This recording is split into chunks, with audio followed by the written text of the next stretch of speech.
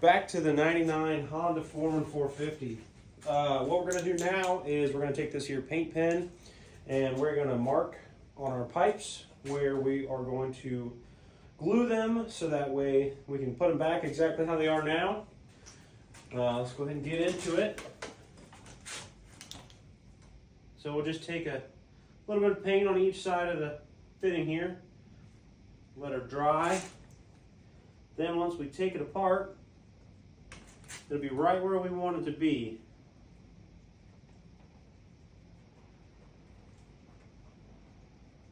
This one doesn't really matter. So about this 99 Foreman, I picked it up. It had a no spark issue. Went through with a buddy. We diagnosed it. Took it apart. Currently I put a new CDU on it. I put a new fan controller on it. It's got a new start stop switch. It's got a new ignition. Brand new carburetor, brand new battery. We went through ahead and went through the stator. We checked voltage on everything, checked ohms on the pickup coil. We were getting 0 ohms on the pickup coil when we took it apart the first time. For some reason, when we took it apart, it tested good again. So we threw it back together. We did figure out that the neutral safety switch was pretty brittle. So we went ahead and bypassed that. You don't really need it. So as of right now, it has spark. We finally got it to run. What we did end up figuring out was the ignition itself was the culprit. Somehow someone had rewired it so it was backfeeding where you turn the key on and it was giving power to the dash, but it wasn't actually giving power to the computer. Went ahead and got that diagnosed and fixed, took it apart, fixed it. Yeah, pretty easy. So, spent a bunch of money on parts, didn't really need it, but now we have the OEM stuff, we have the new stuff. It's gonna work now.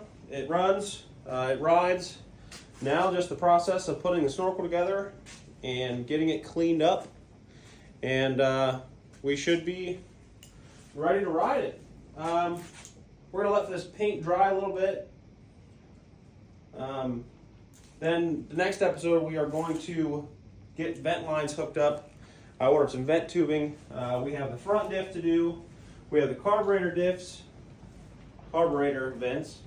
We have the rear diff. We have the gas tank vent. And I think I'm missing one more. No, I think that's it. But right here you can see where I painted it. It'll be making it nice and easy for us to glue it right back together the way it needs to be. We're gonna go ahead and take this air box out and get her all siliconed up. That way she's watertight, and we'll go from there. Get her a little.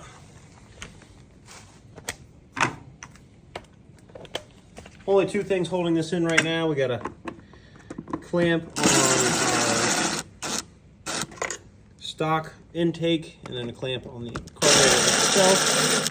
Go ahead and get those removed. Get this taken out. So since we already took this apart, we can go ahead and take this out.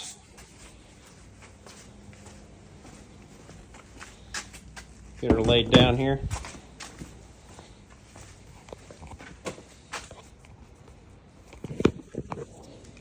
Get our temporary pipe cut out of here. Go ahead and get this removed. All right.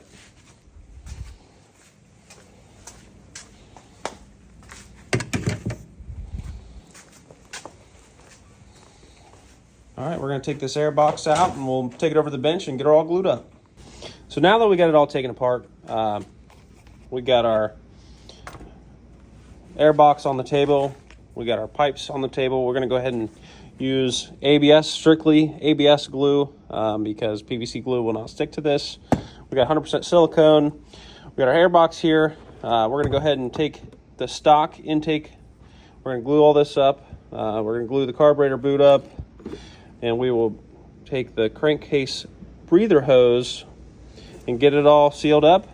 we'll get it all sealed together and glued up, and we'll be back in a minute. All right, we skipped forward a little bit. We went ahead and got the PVC all glued back together. We got them all glued up to our paint marks. We're going to leave that one off right now. We got to put that one down through the plastic.